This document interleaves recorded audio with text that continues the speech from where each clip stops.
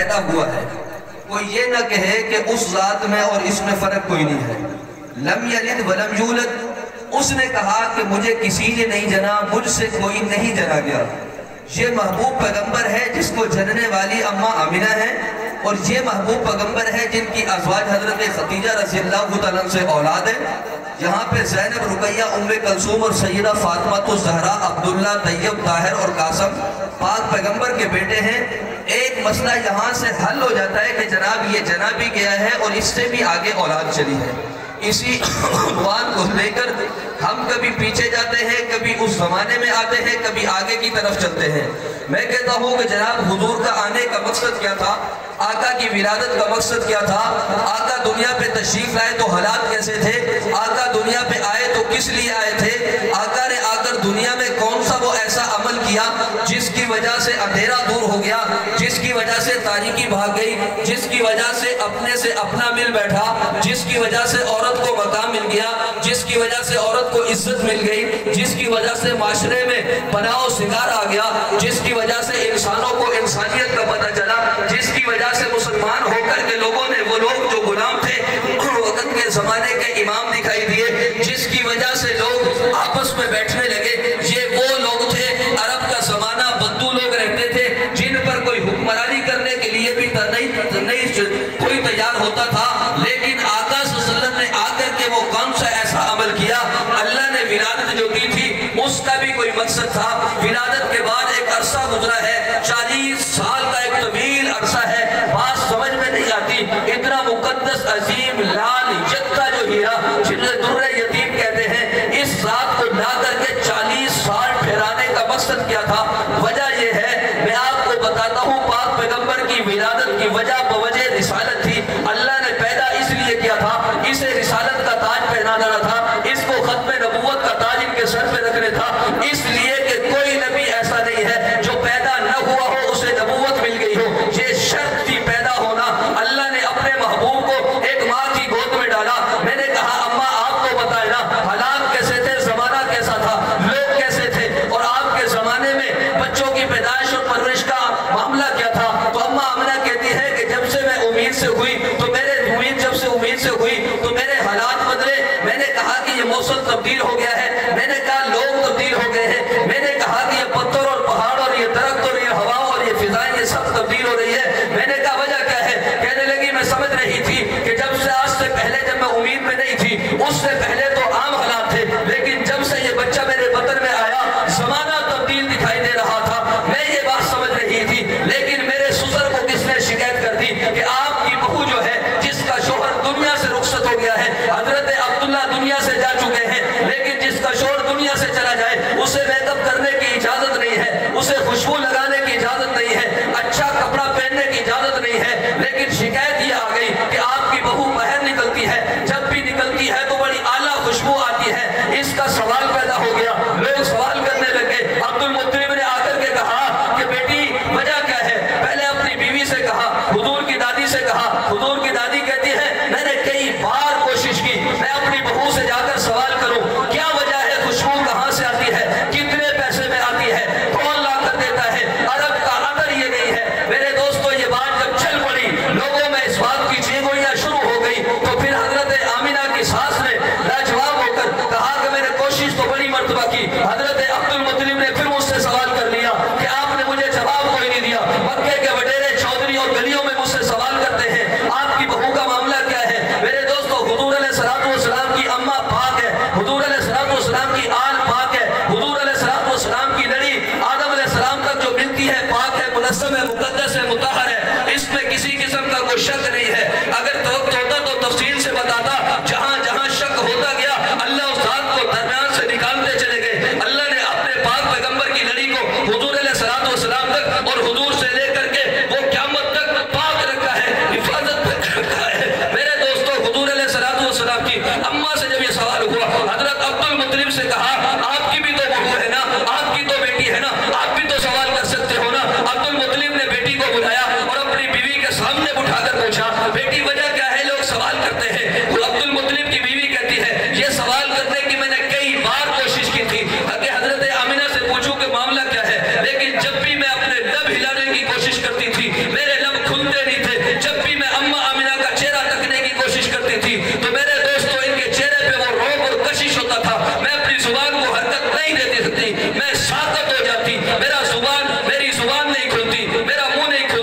عبد المطلب نے جب پوچھا تو اما آمینہ نے بتایا کہ اے دادا جان آپ تو ابا جانا پوچھ رہے ہیں لیکن میں کئی ماہ سے یہ دیکھ رہی ہوں آپ تو پوچھتے خوشبو کہاں سے آ رہی ہے. میں نے کہا کہ مکے کی دھرتی پہ میں چلتی ہوں نوکیلے وہ پتھر جو پاؤں کو زخمی کرتے تھے میرے پاؤں کے نیچے آتے تو موم ہو جاتے ہیں. جب میں مکے کی گلیوں میں نکلتی ہوں یہ درخت جن کو کبھی ہم نے نہیں سنا کہ درخت بھی کبھی بولتا ہے لیکن پاک پیغمبر کی برکت دیکھے نا یہ درخت مجھے مرحبا مرحبا کہتے ہیں اہلم و سہلم و مرحبا کہتے ہیں. میں حیران ہوں کہ یہ مجھے سلام کیوں کہتے ہیں یہ مجھے خوش آمدید کیوں کہتے ہیں. کہا کہ میں جب سہیلیوں کے ساتھ پانی کے لیے جاتی ہوں میری سہیلیاں جب کنویں پہ پہنچتی ہیں ڈول ڈال کر پانی نکالتی ہیں لیکن جب میں قریب جاتی ہوں یہ بچہ جب سے میرے وطن میں آیا ہے جب سے میں امید سے ہوں میں کنویں کی مڈیر پر پہنچتی ہوں رب محمد کی قسم ہے کہ وہ کنویں کا پانی ابل کر میرے قدموں کا بوسہ لینے کے لیے آ جاتا ہے. سبحان اللہ.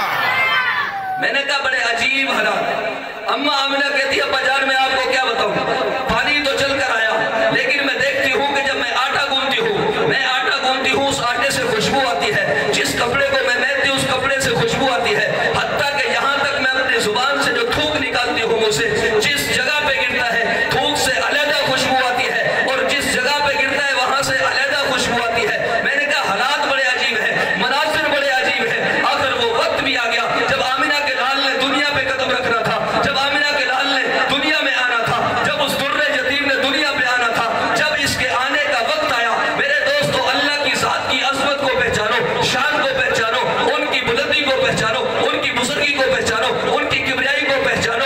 اللہ نے پوری انسانیت کی تخلیق کی ہے اللہ نے حیوانات نباتات جمادات سب کو بنایا ہے لیکن کسی سے احسان نہیں جتلایا ہے. لیکن پاک پیغمبر نے جو اپنے محبوب کو دنیا میں بھیجنے کا فیصلہ کر لیا دنیا میں بھیجنے کا جب فیصلہ کیا ہے تو اللہ خود کہتے ہیں لقد من اللہ علی المؤمنین تحقیق کہ تم پر احسان کیا ہے اور محمد صلی اللہ علیہ وسلم کے امت کے لوگوں اللہ نے تم پر احسان کیا ہے. اب سے پہلے احسان کی بات نہیں کی نبی بھی آئے کتابیں بھی آئی رسول بھی آئے شریعت بھی آئی سنت بھی آئی ماننے والے بھی آئے وفادار بھی آئے لیکن اللہ نے احسان کی بات نہیں کی ہے. اپنے در یتیم کو زمانے میں بھیج کر احسان کی بات کر رہے ہیں. میں نے سوال کیا ربا مجھے وجہ سمجھ نہیں آتی آخر وجہ کیا ہے. پہلے احسان کوئی نہیں ہے آپ نے انسانیت کی تخلیق کی ہے آپ نے درخت بنائے ہیں آپ نے پہاڑ بنائے ہیں آپ نے سمندر بنایا ہے آپ نے زمین بنائی ہے آسمان بنائے ہیں چاند سورج ستاروں کا نظام بنایا ہے لیکن وجہ کیا ہے اس در یتیم کو بھیج کے احسان کی بات کرتے ہو. کہا کہ ہاں سن وجہ یہ ہے میرا خزانہ ہے اس میں کبھی کوئی نہیں آتی. میں نے مجھ سے کسی نے عزت مانگی میں نے خزانے سے اٹھا کے جھولی میں ڈال دی. مجھ سے کسی نے دولت مانگی میں نے خزانے سے لی جھولی میں ڈال دی. مجھ سے کسی نے اولاد مانگی میں نے اپنے خزانے سے لی اٹھا کے جھولی میں ڈال دی. مجھ سے کسی نے عزت مانگی میں نے دے دی. مجھ سے کسی نے عہدہ مانگا اٹھایا اور دے دیا. مجھ سے کسی نے بزرگی مانگی میں نے اپنے خزانوں سے اٹھائی دے دی. مجھ سے کسی نے شہرت مانگی میں نے اپنے خزانے سے اٹھائی دے دی. جب میں دے کر کے سوال کرتا ہوں کیا ہو مجھ سے مانگنے والوں تم مانگتے چلے جاؤ میں دیتا چلا جاؤں گا. تمہارے مانگنے میں شک ہو سکتا ہے میرے دینے میں شک نہیں ہو سکتا ہے. میں کہتا ہوں ربا یہ بات سمجھ میں آتی ہے آپ سخیوں کے سخی ہیں آپ شہنشاہوں کے شہنشاہ ہیں آپ وحدہ لا شریک ذات ہے آپ کا خزانہ بڑا ہے آپ کی بلندی بڑی ہے آپ سب کو دے جس وقت کوئی چاہے جب چاہے جہاں چاہے جس جگہ پر مانگے تو عطا کرنے پر قادر ہے. لیکن سوال تو یہ تھا احسان کیوں جتلایا ہے. پہلے احسان نہیں جتلایا سب کچھ دے دیا سب کو دے دیا سب کے کہنے پہ دے دیا لیکن وجہ کیا ہے. اللہ نے کہا جب میں دیتا چلا گیا آج بھی دے رہا ہوں قیامت تک دیتا رہوں گا مانگنے والا ہو صحیح مجھ سے. لیکن مسئلہ یہ ہے جب میں نے دے کر اپنے خزانے پہ نظر ڈالی میرا خزانہ مکمل تھا کمی کوئی نہیں تھی. لیکن جب میں نے اپنے محبوب پیغمبر کو اپنے خزانے سے اٹھا کر امت کے حوالے کیا میں نے خزانے پہ نظر ڈالی تو خزانہ خالی ہو چکا تھا. پتہ چلا اللہ کا خزانہ وسیع ہے لیکن اس خزانے میں محمد ایک ہی تھا. خزانے میں محمد ایک ہی تھا. میں نے کہا آگے چلے کہ محمد مصطفیٰ دے دیے احسان جتلا دیا. امت کے لوگوں قدر کرنا حیا کرنا شرم کرنا شریعت کو اپنانا سنت کو اپنانا اداب کو اپنانا तुम्हारा काम है जन्नत का वारिस बनाना, मेरे रब का काम। सुभान अल्लाह। मसला ही कोई नहीं, हुजूर की अदाओं को अपनाओ, जन्नत तो फिर बढ़ते पई है ना, शक की कोई नहीं है। मैं कहता हूँ अल्लाह हमें ऐसी मौत दे, दुनिया में हमें लाख ताने मिले, दुनिया में हमें लाख रुकावटें खड़ी हो, लेकिन जिस दिन हमारा जनाजा जाए तो कहने वाले कहें कि ये मोहम्मद का गुलाम जा रहा है। सुभान अल्लाह। अल्लाह से खूबसूरत मौत मांगते हैं, शहादत की मौत की तमन्ना किया करें। मेरे दोस्तों, जाना हर एक ने है, अपने अपने नंबर पे जाना है। मैंने कहा कि आखिरी बात विलादत की वजह, मैंने कहा कि विलादत की वजह रिसालत थी। अगर पैदा ना होते तो रिसालत ना मिलती, खत्म नबूवत का ताज न मिलता। ये पैदाइश वजह ये बनी है। अल्लाह ने फिर 40 साल क्यों रखा? अल्लाह ने इसलिए रखा, बचपने में रख के बताया। जब महबूब पैगंबर दुनिया में तशरीफ लाए, जब आका सल्लल्लाहु अलैहि वसल्लम की आमद का वक्त आया, अम्मा आमिना कहती है कि मेरे घर में जो चिराग जल रहा था, ये रात का दूसरा पहर था, जिस वक्त मेरे पास 2 औरतें थी, अब्दुर्रहमान बिन औफ की वालदा थी और मेरे पास हजरत उस्मान बिन अबुल आस की वालदा थी। ये 2 औरतें थी, लेकिन जैसे विलादत का वक्त करीब आया तो चिराग तेल खत्म होने की वजह से बुझ गया।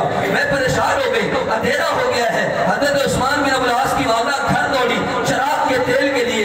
इधर वो गई थी, मैंने देखा कि और औरतें घर में एंटर हुई है। मैंने कहा 2 लंबी दराज कद की औरतें थी। मैंने पूछा आप कौन हो? एक बता रही है मेरा नाम आसिया है, दूसरी ने कहा मेरा नाम मरियम है। पता चला कि एक वो है जिसने नबी को जन्म दिया है, हजरत ईसा अलैहिस्सलाम की वालदा हजरत मरियम अलैहिस्सलाम है। दूसरी औरत कौन है? कहा मेरा नाम आसिया है। कहा कि ये वो है जिसने नबी की परवरिश की है। फिरौन के महल में रहकर, ये फिरौन की बांदी थी आसिया, जिसने फिरौन के महल में रहकर हजरत मूसा अलैहिस्सलाम की परवरिश की है। कहा कि लंबी कतार बड़ी हुस्न और जमील औरतों की थी। मैंने कहा ये कौन है? तो उन्होंने कहा कि आज उस बच्चे की विलादत का वक्त आ गया है, जो कायनात का दुलारा है, जो कायनात का प्यारा है, जो कायनात को सजाने आ रहा है, जो कायनात को चमकाने आ रहा है, जिसके बारे में कहा जो कायनात का इमाम आ रहा है।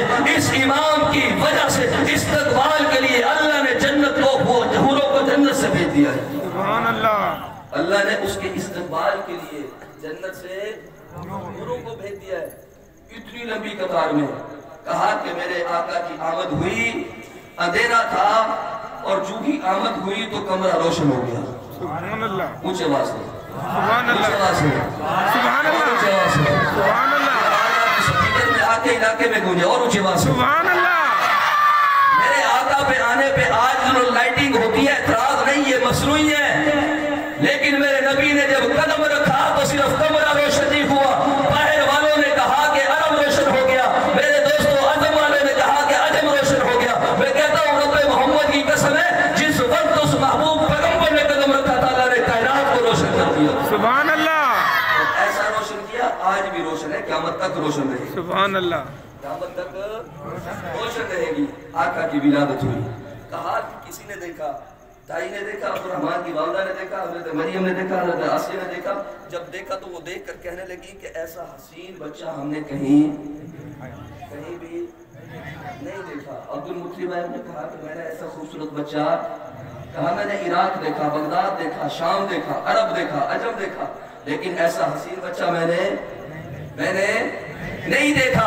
अल्लाह ने कहा जा जिब्राइल और जाकर बता दे, ये बहुत कम इलाके की बात कर रहे हैं, अरबो अजम की बात कर रहे हैं, बल्कि इनको जाकर बता कि मैंने जो देखा है इन जैसा नहीं देखा। हजरत जिब्राइल आए और आकर कहने लगे क्या तबसरा हो रहा है, किस बात पे गुफ्तगू हो रही है, तुम कैसी बातें करते हो?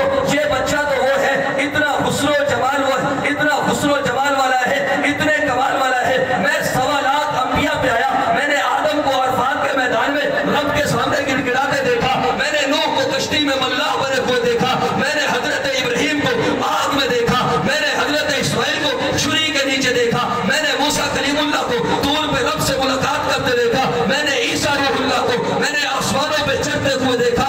लेकिन उस रब की कसम है जिसने कायनात बनाई है, अंबिया का सिलसिला शुरू किया है, रब्बे मोहम्मद की कसम है, नबियों भी देखे, नबियों के मानने भी वाले भी देखे, लेकिन आदम से लेकर क़यामत तक इससे हंसी बच्चा मैंने कोई नहीं देखा। आगे क्या हुआ? बात यहाँ पर रुकनी चाहिए थी, खत्म हो जानी चाहिए थी, انبیاء میں کوئی نہیں ہے، امتوں میں کوئی نہیں ہے، ابتدا میں کوئی نہیں ہے، انتہا پہ کوئی نہیں ہے. بات تو ختم ہونی چاہیے تھی نا. اللہ نے کہا سنو، تم تو کہتے ہو نہیں دیکھا نہیں دیکھا نہیں دیکھا نہیں دیکھا، بولے نہیں دیکھا نہیں دیکھا نہیں دیکھا نہیں دیکھا نہیں دیکھا. اللہ نے کہا تم دیکھتے کہاں سے؟ میں نے محمد جیسا بنایا ہی کوئی نہیں. سبحان اللہ. میں نے ان جیسا بنایا ہی کوئی نہیں. وہ ایک ہے. در یتیم کا جو لب ہے، در موتی کو کہتے ہیں، یتیم یکتا کو کہتے ہیں. وہ ایک ہی موتی اللہ کے خزانوں میں تھا. دوسرا تھا ہی نہیں. دیکھتے کہاں سے؟ تھا ہی نہیں. دیکھتے کہاں سے؟ میں ایک طویل عرصہ چل کر آپ کو لے جاتا ہوں. نبوت کا تاج پیغمبر کے اوپر رکھا گیا. میں نے کہا کہ ولادت تو وجہ رسالت تھی، لیکن رسالت کس لیے تھی؟ رسالت کا مقصد تھا کہ رسالت بوجہ ہدایت، بوجہ کہ رسالت کے ذریعے لوگوں پہ اللہ کی توحید کی بات کریں، اللہ کی معرفت کی بات کریں، گمراہی کے راستے پہ چلنے والوں کو ہٹا کر صراط مستقیم کے راستے پہ چلائیں. میں نے کہا کہ آؤ ذرا تھوڑا سا مطالعہ تو کریں سیرت کا اور صورت کا اور کردار کا اور حیا کا اور شرم کا اور چلنے کا اور بیٹھنے کا اور اوزاروں کا اور پیاروں کا اور ازواج کا اور اہل بیت کا. جب ان کا سب کا تذکرہ کریں گے ہمیں پتہ چلے گی کہ ولادت نبی کی ہوئی. 40 سال کے بعد میرے نبی کو رسالت ملی. رسالت مل جانے کے بعد پھر ہوا کیا؟ پھر ہدایت کیسے پھیلی؟ ہدایت کو لینے والے کون تھے؟ ہدایت آگے پہنچانے والے کون تھے؟ اس ہدایت نے کن کو چمکایا؟ اس ہدایت کے ذریعے کیا کیا معاملات بدل دے گے؟ ان ہدایت نے کس کس کو چنا؟ اس ہدایت کی نظر کدھر کدھر پڑی؟ میں نے کہا کہ جناب وہ تو لوگ تھے جن پر کوئی حکمرانی کرنے کے لیے تیار نہیں تھا، لیکن میرے پیغمبر نے ایسی محنت کی، ایسی کوشش کی، ایسی اللہ کے سامنے آہ و گاستداری کی، جس کی وجہ سے اللہ نے پھر کبھی بلال کو دیا، کبھی خباب کو دیا، کبھی خبیب کو دیا، کبھی سمیہ کو دیا، کبھی سنیرہ کو دیا. میں نے کہا انہی کی بات کیوں کرتے ہیں؟ میں نے کہا ایسے دیے تھے غلام کہ نوکری کرنے والے، چاکری کرنے والے، کوئی حسن و جمال میں اعلیٰ نہیں تھے، لیکن ایسے پکے تھے، ایسے پکے تھے کہ پھر ان کو تپتی ہوئی ریت پر لٹھایا گیا، لیکن آہ کے ساتھ آہت آہت کی آواز نکل رہی تھی. حضرت خباب سے سوال کیا آپ بتائیں اس زمانے میں آپ پہ ظلم کیا ہوا؟ کہا میں زبان سے نہیں بتاتا. کمر سے چادر اپنی قمیض اٹھا کر دکھائی. صحابہ نے دیکھا کہ کمر پر گڑے پڑے ہیں. کہا یہ کیا معاملہ ہے؟ ایسی سیاہ اور گڑے والی کمر میں نے کسی کی نہیں دیکھی. عمر بن خطاب نے جب کہا ایسی کمر کسی کی نہیں دیکھی، کیا وجہ بنی ہے؟ کہا کہ جب ابتدائے رسالت کا زمانہ تھا اس وقت ہم نے نبی کے ہاتھ پہ بیعت کی تھی، کلمہ پڑھ کے مسلمان ہو گئے تھے. پھر ہدایت جو ملی ایسی ملی کہ ہدایت ملتی گئی، جس کی وجہ سے ہمارا دل تو کیا سینہ بھی منور ہو گیا. پھر ہمیں نبی کے چہرے کے سوا کسی کے چہرے کی ضرورت نہیں رہی. ہم دیکھنا چاہتے تھے جس چہرے کے لیے تمنا کرتے تھے، آرزویں تھی جن کے لیے زندگی اور موت کا سوال بن گیا تھا، وہ صرف آمنہ کے لال کا چہرہ تھا. ہم نے سب کچھ برداشت کر لیا، لیکن آمنہ کے چہرے کی، آمنہ کے لال کے مرحوم کے چہرے کی زیارت کو نہ دیکھنے پہ متفق نہیں ہوئے. کا مسئلہ کیا بنا؟ کہا کہ جب ظلم بڑھا، تشدد بڑھا، آپ کے انگارے بنائیں گے، ہمیں سیدھا لٹا دے گیا، سینے پہ پتھر رکھ دیا گیا. اس آگ کو، پتھروں والی آگ کو ہماری چربی اور خون نے بجھایا. پھر ہدایت پہنچی. وہ ہدایت کن کے پاس آئی؟ کس کے پاس آئی؟ صحابہ کے پاس. کس کے پاس؟ نماز کس کے پاس؟ بولے نماز کس کے پاس؟ روزہ کس کے پاس؟ شریعت کس کے پاس؟ سنت کس کے پاس؟ ادائیں کس کے پاس؟ وفائیں کس کے پاس؟ حضور کا دیدار کس نے کیا؟ سب بولے حضور کا دیدار کس نے کیا؟ حضور کی زلفیں کس نے دیکھی؟ حضور کے پیچھے نماز کس نے پڑھی؟ حضور کے مقتدی کون بنے؟ حضور کو بیٹیاں کن نے دی؟ حضور سے بیٹیاں کس نے لی؟ حضور کے یار کون بنے؟ حضور کے دلارے کون بنے؟ حضور کے سپاہی کون بنے؟ حضور اگر لیڈر تھے تو پھر سپاہی کون تھے؟ بولے صحابہ صحابہ صحابہ. ہم نے کہا ہدایت پیغمبر نے صحابہ کے حوالے کی.